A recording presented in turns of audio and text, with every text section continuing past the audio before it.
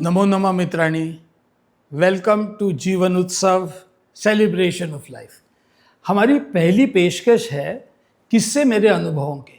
These are personal experiences of Kishan ji Sharma, who was with Vivid Bharati for 27 years, and he is going to share these in conversation with Shubhangi Rayalu. So आइए इसका आनंद लीजिए।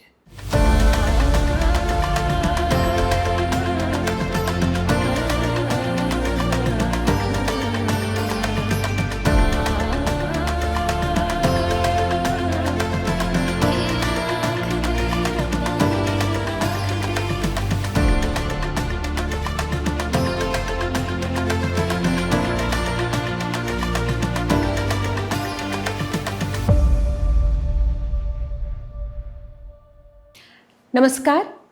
किस्से मेरे अनुभवों के आज की कड़ी में मैं शुभांगी रायलू आप सभी का दिल से स्वागत करती हूँ।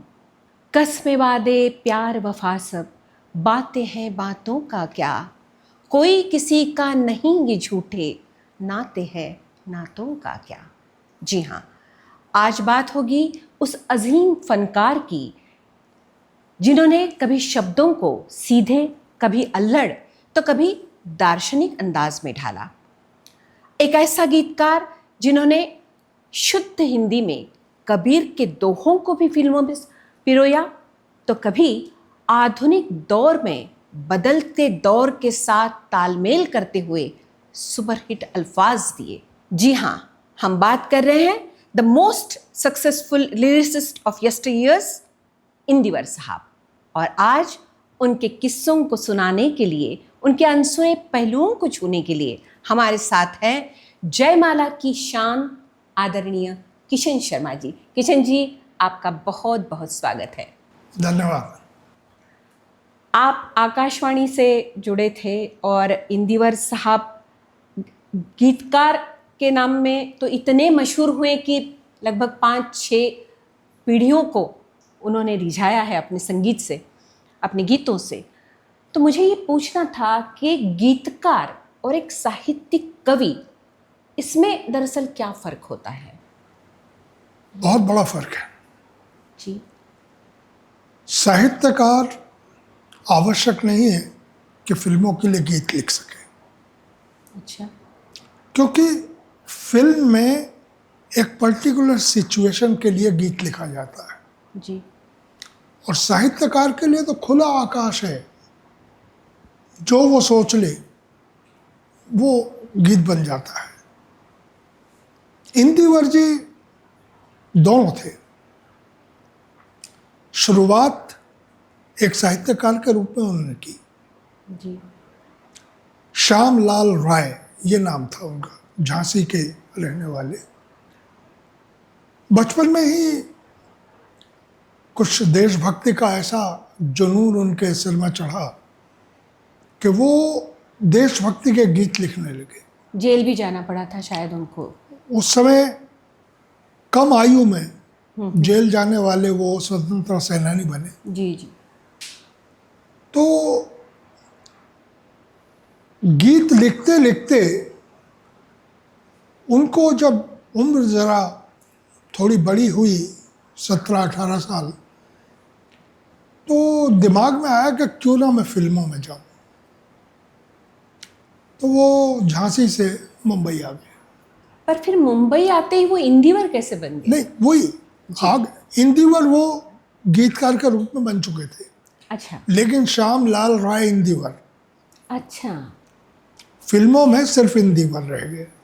अच्छा अच्छा। ओहो हो।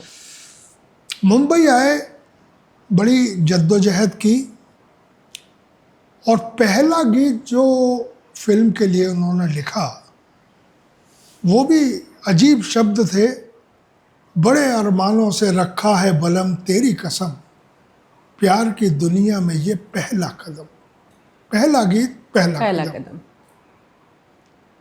गीत बहुत मशहूर हुआ जी। लेकिन इंदिवर को कोई काम नहीं मिला, निराश हो गए। रोशन साहब ने धुन बनाई थी उस गाने की। उसके बाद ये लौट आए। जी। 10-12 साल कविताएं लिखते रहे। एक कवि सम्मेलन में लोगों ने इनको टोका, तुम फिल्मी गीतकार हो, साहित्यिक मंच पे नहीं बैठ सकते। अच्छा। बड़े बड़े साहित्यकार मंच पे थे। उस कवि सम्मेलन में फिल्म से 2 लोग थे, इंदिवर साहब और रविंद्र जैन साहब। अच्छा। इन दोनों के लिए साहित्यकारों ने टिप्पणी करनी शुरू की, ये हमारे साथ मंच पे नहीं बैठेंगे। तो रविंद्र जैन साहब भी तब तक फिल्मों में आ चुके थे? बस आ रहे थे, अच्छा। गीतकार बन चुके थे। तो इंदिवर साहब ने कहा कि भाई फिल्मों में लिखना कोई हमारी बुराई नहीं हो जाती जी। और हमारी कमतरता भी नहीं है, हम मुख्यतः कवि हैं। जी। और उन्होंने एक कविता सुनाई कि मैं रूस में रहने वाली अपनी प्रेमिका को पत्र लिख रहा हूं कि तुम्हारे देश के लोगों ने क्या कर दिया, चांद पे जाके पहुंच गए। मेरा देश, इस देश का गरीब आदमी भूखा, वो चांद को देख के रोटी समझ के अपना पेट भरता था।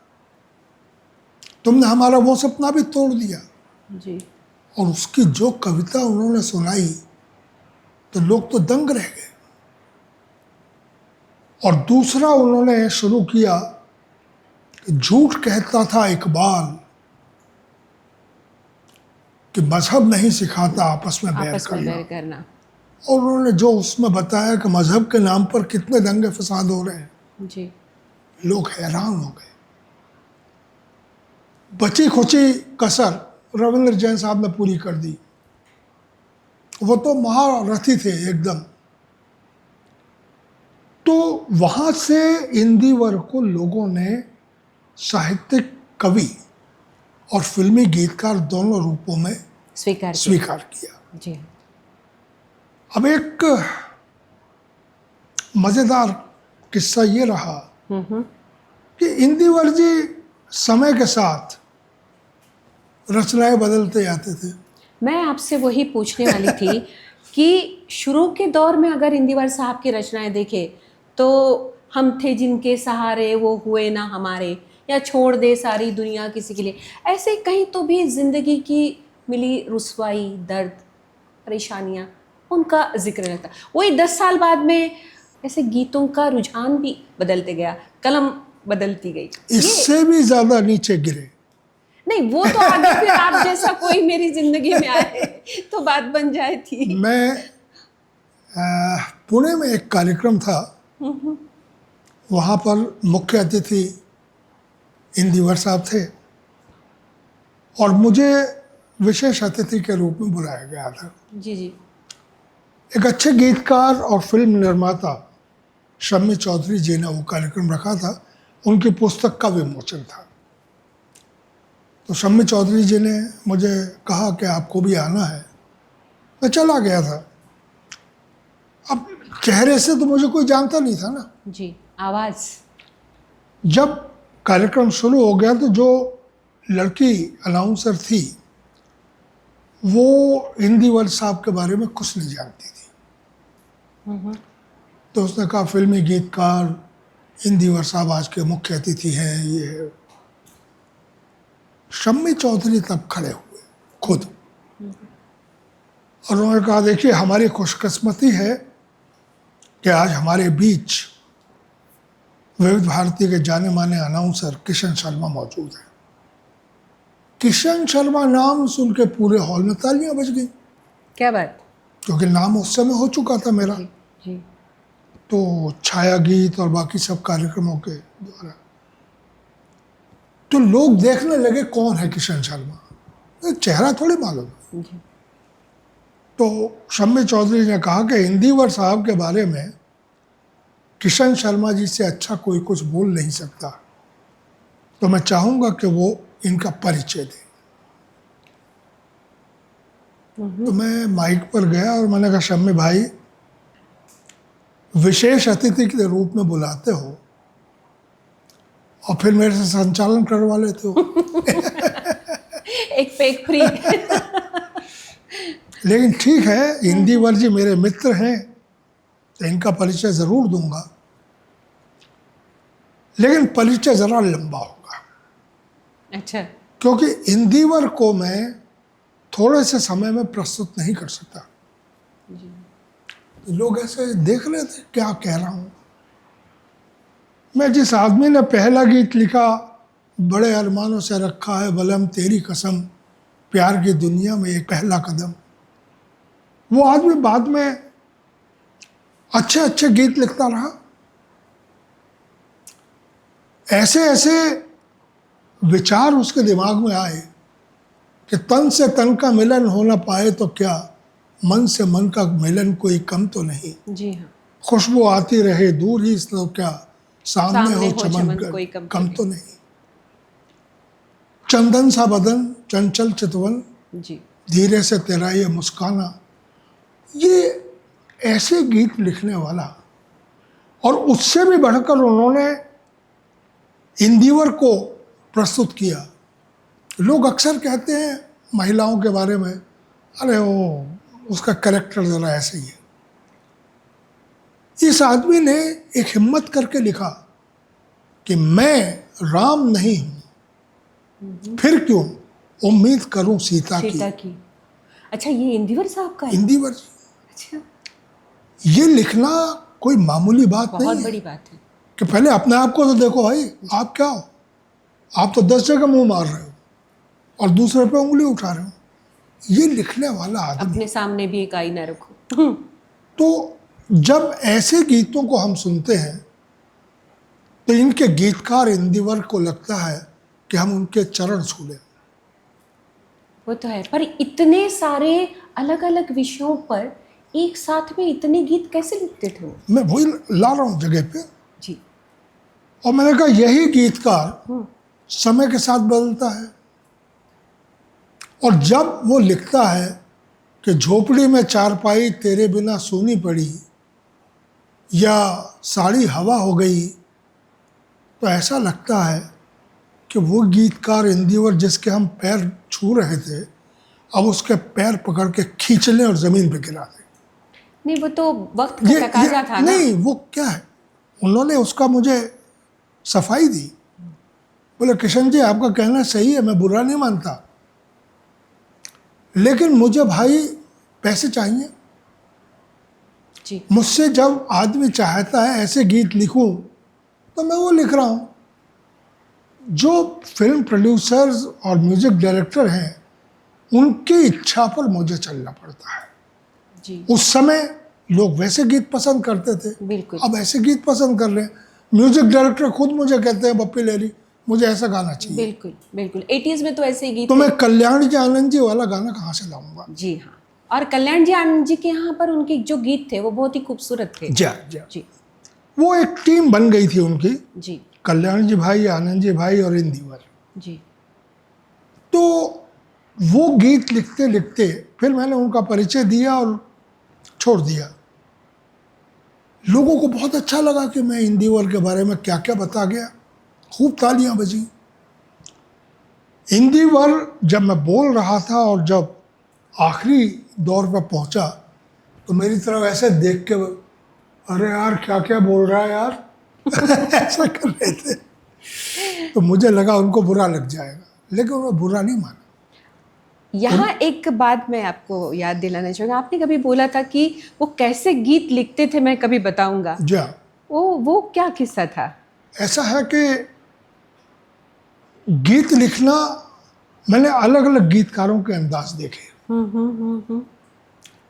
साहिर साहब का अलग अंदाज, शैलेंद्र जी का अलग अंदाज, इंदिवर साहब का अलग ही अंदाज था। अच्छा, वो कभी कभी मूर्खों जैसी बात करते थे। कोई भी शब्द लेके पूछेंगे, यार इसका क्या मतलब होता है, तो आपको लगेगा ये आदमी इतना मूर्ख, इतना बड़ा गीतकार कैसे बन गया। ऐसा तो नहीं किसी और की रचना चुरा के अपने नाम से दे रहा है। और कभी ऐसी विद्वत्ता की बात करते थे कि अरबी, फारसी, उर्दू, अंग्रेजी, फ्रेंच और हिंदी, संस्कृत, बहुत सी सब भाषाएं जानते भाषाओं थे वो। की जानकारी। उनके घर में किताबों का एक जखीरा था, जी जी जी हर समय पढ़ते रहते थे। जी। लेकिन वो कभी दिखाते नहीं थे मैं विद्वान हूं। और जब प्रसव वेदना होती थी, मैं उसे प्रसव वेदना कहता हूं, गीत लिखने का, तो वो कमरे में शेर की तरह घूमते रहते थे। अच्छा। हाथ ऐसे फेंकते रहेंगे और गर्दन यूं चलती रहेगी, बोलते जाएंगे। उनके घर में 6 से 10 लड़के लड़कियां वो हर समय भरे रहते थे। अच्छा। उनका काम एक ही था, घर में रहो, खाओ पियो सब करो, लेकिन जब भी इंदिवर साहब टहलना शुरू कर दें कमरे में, तो जो वो बोल रहे हैं वो लिखते जाओ, एक एक शब्द। अच्छा। वो गीत बनता था। ओहो। तो वो बस चलते चलते बोलते जाएंगे, छोड़ दे सारी दुनिया, छोड़ दे सारी दुनिया, किसी के लिए ये मुनासिब नहीं, आदमी के लिए। ओहो। इस तरह ये अंदाज था चलता लिखने है। का। हाँ, वो लिखते जाना है। पूरा गीत होने के बाद जितने लोगों ने लिखा है उसे मिलाया जाता था, जिसका सही है वो रखा जाता था। तो क्या वो ट्यून पर हमेशा वो- लिखते थे, ऐसा नहीं है? नहीं नहीं, ट्यून पर ही लिखते थे। अच्छा। वो संगीत के बड़े जानकार थे। जी। और एक हारमोनियम और एक तबला जोड़ी, वो उनके कमरे में, उनके कार में हमेशा रहते थे। अच्छा। कल्याण जी भाई ने कोई धुन बता दी, हम्म। वो चलती रहेगी दिमाग में। जी। लेकिन शब्द भी कभी कभी कल्याण जी भाई या आनंद जी भाई शुरू के बता देते जी, उनकी तो कि ऐसा आदत हो थी। जाए, तो वो उन शब्दों को लेके चलते रहते थे। जी। और फिर वो गीत जब बनकर आता था, तो वो जो लड़के लड़कियां हैं उनको लिखना है। अच्छा। उसके बाद वो गीत बन जाता था। फिर वो म्यूजिक डायरेक्टर को फ़ोन करते थे, डार्लिंग एक रचना भेज रहा हूँ, वाह वाह। पसंद आ जाए तो इस्तेमाल कर लेना। और किसी न किसी लड़की के साथ वो गीत भेज भेज देते थे। हर लड़की को या लड़के को 1000 रुपया एक गीत का मिलता था उस दौर में। उस दौर में। तो मैंने कहा क्यों ऐसा करते हो भाई? बोले यार मैं 10,000 लेता हूँ, 1000 दे भी दिया तो 9,000 तो मेरे हैं बच ना, गए। जाने दो, जी। मेरे मदद करते रहते हैं। सबसे बड़ी बात क्या थी कि इंदिवर साहब को अकेले रहना और मौत से डरना, ये 2 चीज़ें खतरनाक लगती थी। अच्छा।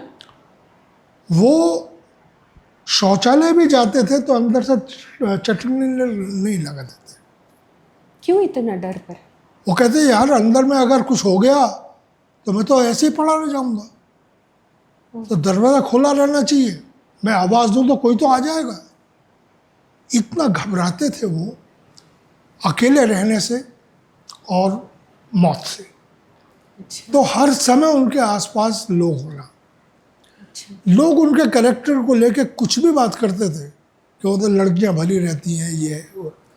लेकिन मैंने देखा है उन्हें लड़कियों के नाम भी मालूम नहीं होते थे। अरे रीना टीना मीना कौन है रे, ऐसे आवाज देते थे। अच्छा अच्छा अच्छा अच्छा। वो सिर्फ लिखवाने का काम लिखवाने का काम और साथ में होना, बिल्कुल बिल्कुल। अकेले नहीं रहना। जी। उनके 2 फ्लैट थे, एक अंधेरी में और एक बांद्रा में। ज़्यादातर वो बांद्रा के फ्लैट में ही रहते थे, लेकिन दोनों फ्लैट में लोग भले रहते थे। खाएंगे पिएंगे सब वहीं, रहेंगे वहीं। अब बच्चे लोगों को यार आप सोचिए, मुंबई जैसी जगह में रहने और खाने को मुफ्त में मिल जाए, ऊपर से एक गीत का 1000 रुपया मिल बहुत जाए, है, उस जमाने के हिसाब से तो बहुत है। जी जी जी तो सब लोग खुशी से रहते थे। जी। लेकिन कैरेक्टर के मामले में मैंने कभी उस आदमी को गिरता हुआ नहीं देखा। बहुत अच्छी बात है।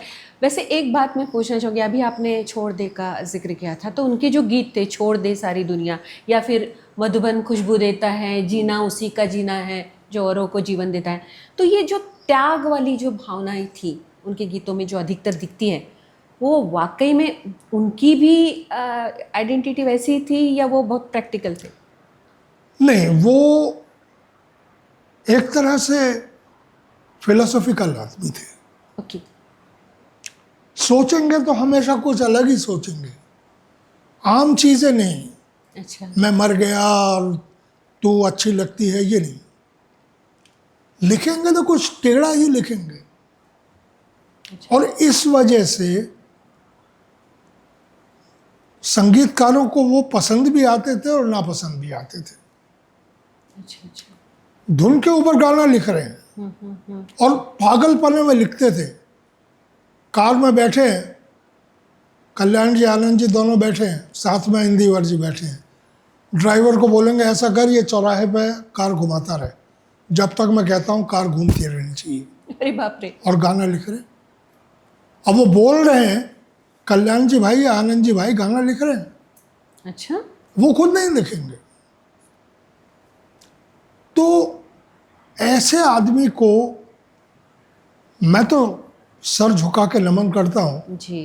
कि एक स्वतंत्रता सेनानी, एक कवि, एक साहित्यकार, शिक्षक भी रहे, जेल भी गए, जी। और एक अजीब फितरती आदमी, वो इंदिवर थे। सही बात है। चंदन का बदन से लेकर आप जैसा कोई तक के अनगिनत विषयों पर उन्होंने इतने गीत लिखे, और शायद आपने जयमाला से लेकर भूले बिसरे गीत तक के और बेला के फूल तक, न जाने, मुझे लगता है सबसे ज़्यादा फरमाइश तो इंदिवर साहब के गीतों की रहती इंदिवर के होगी। गीतों की बहुत फरमाइश आती थी। और लोग गीतकार का उस समय ज़्यादा नाम नहीं लेते थे, जी। गाने को तवज्जो पहचानते देते थे बस। अच्छा अच्छा। म्यूजिक डायरेक्टर भी लोगों को याद नहीं रहते थे, या तो सिंगर याद रहेगा या एक्टर याद रहेगा। तो उस जमाने में सिर्फ आप सिंगर कौन है इतना ही बताते थे? नहीं, मेरा तो उसूल था जी। हर गाने से पहले और गाने के बाद मैं गायक, गीतकार, संगीतकार तीनों के नाम लूंगा। अगर फिल्म का गाना है तो फिल्म का नाम अच्छा। शुरू में भी और आखिर में भी, क्योंकि कभी हो जाता है आदमी के शुरू में नहीं सुना, ध्यान नहीं रहा, गाना सुनने के बाद अरे ये किसका गाना है, जी। तो उसे मालूम पड़ना चाहिए, तो मैं एंड में भी नाम लेता। ये मेरी विशेषता थी। बिल्कुल बिल्कुल। गैर फिल्मी गाना है तो भी और फिल्मी गाना है तो भी, तो उससे लोगों को मालूम पड़ता था कि ये इसका गाना है। अच्छा। इंदिवर साहब एक दिन मेरे मित्र राम लक्ष्मण के घर बैठे थे, गाना लिखने की कोशिश चल रही थी। राम लक्ष्मण तो महागुणी संगीतकार, मेरा बहुत पुराने दोस्त। जी। तो सिचुएशन कुछ ऐसी चल रही थी कि पत्नी या प्रेमिका जो भी है वो अपने पति या प्रेमी को काम पर नहीं जाने देना चाहती। अच्छा। और उसका कारण ये है कि अगर वो काम पर जाएगा तो राज खुल जाएगा कि पत्नी ने क्या गड़बड़ की है। अच्छा। तो वो कैसे उसको रोके, बहुत चलता रहा। तो मैं बैठे बैठे ऐसे ही दिमाग में आया और मैंने कहा इंदिवर जी, इसको ऐसे क्यों ना कर दें, आज तो प्यार के नाम पे जाने ना दूंगी तुझे काम पे। अरे बाप रे, तो ये आपके अल्फाज थे? तो उछल गए इंदिवर जी। और लक्ष्मण जी, ये गाना किशन शर्मा का हो गया। मैंने कहा भैया, किशन शर्मा सरकारी नौकर है, आकाशवाणी में है, मैंने किसी से इजाज़त नहीं ली है कि गीतकार बनूं, मेरी नौकरी चली जाएगी, तो गाना आपका ही है, इसे आगे आप बनाइए। तो वो गाना बाद में पूरा का पूरा इंदिवर साहब ने लिखा, लेकिन शुरू की लाइन आपके बोल? मेरे बोल थे, क्योंकि दिमाग में अचानक आया। और ये कोई ऐसा नहीं है कि मैं कोई विद्वान हो गया था, इन लोगों के साथ रह के, वो कहते हैं ना कि फूल के साथ रह के कांटों में भी खुशबू आ जाती है, ऐसे थोड़ा सा मेरे दिमाग में भी आ गया।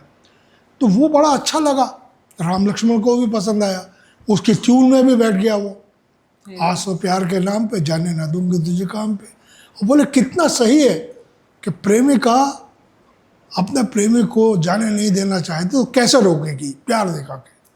सही बात। तो ये इस तरह की चीज़ें होती रहती थी। अभी तक के हमने आपके परिचय में बहुत कुछ पढ़ा था, अब ये एक नया पहलू भी हमें पता चल गया। अब और क्या क्या खजाने निकलने वाले हैं पता नहीं।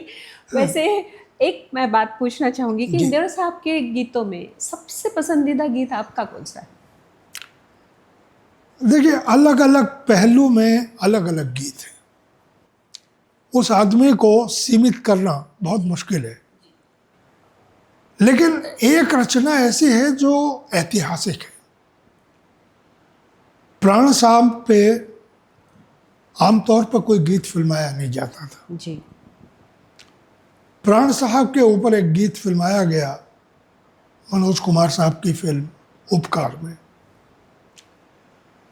और उसमें ऐसी ऐसी पंक्तियां लिख दी इंदिवर साहब ने, हिंदू का है काम अगर भगवान को किसने लूटा है, काम अगर है मुस्लिम का अल्लाह का घर क्यों टूटा है, जी। जिस मजहब में ये जायज़ हो वो मजहब ही झूठा है, कसमें वादे प्यार वफा सब बातें हैं बातों का।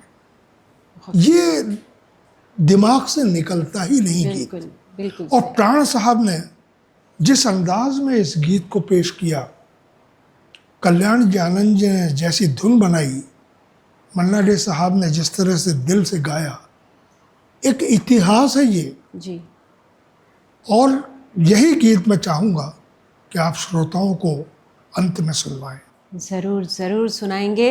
और वाकई आज किशन जी की बातों से हम इंदिवर साहब के उस दौर में चले गए जब कल्याण जी आनंद जी के गीत हमारे कानों में गूंजते थे। और ये एक ऐसा गीतकार जो कभी बूढ़ा नहीं हुआ, वो वक्त के साथ और जवान होते गए, और हर शब्द में मानो उन्होंने ऐसी रूह पिरो दी कि वो गीत सभी आज की तारीख में अमर कहलाते हैं। ये बहुत बड़ी बात है।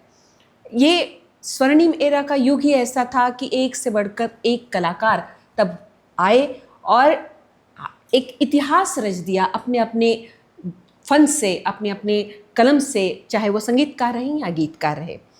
किशन जी, आज फिर उस दौर में ले जाने के लिए बहुत बहुत शुक्रिया। और अभी जिस गीत का किशन जी ने जिक्र किया, वाकई ये एक ऐतिहासिक गीत है। एक एक शब्द इसके इतने मानी रखता है, आप ज़रूर सुनिएगा और कैसा लगता है ये कमेंट में लिखना भी मत भूलिएगा। और ऐसे ही और नई शख्सियत के साथ में अगले एपिसोड में फिर हम आपसे रूबरू होंगे। तब तक के लिए हमें इजाज़त दीजिए और अपना ख्याल रखिए। शुक्रिया। हमें सब्सक्राइब करना ना भूलिए। कसमें वादे प्यार वफा सब बातें हैं बातों का क्या, कसमें वादे प्यार वफा सब बातें हैं बातों का क्या, कोई किसी का नहीं